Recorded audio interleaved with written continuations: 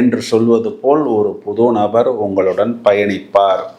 அவர் உங்களுக்கு நிறைய லாபத்தை கொடுக்கக்கூடிய நபராகவும், உங்களுடைய லோன் சம்பந்தப்பட்ட விஷயத்துக்கெல்லாம் நிறைய புது ஐடியாஸ் கொடுக்கிறவராகவும், புது கால்குலேஷன் போடக்கூடிய நபர்களாகவும் அப்படி நல்லா பழகுவார்.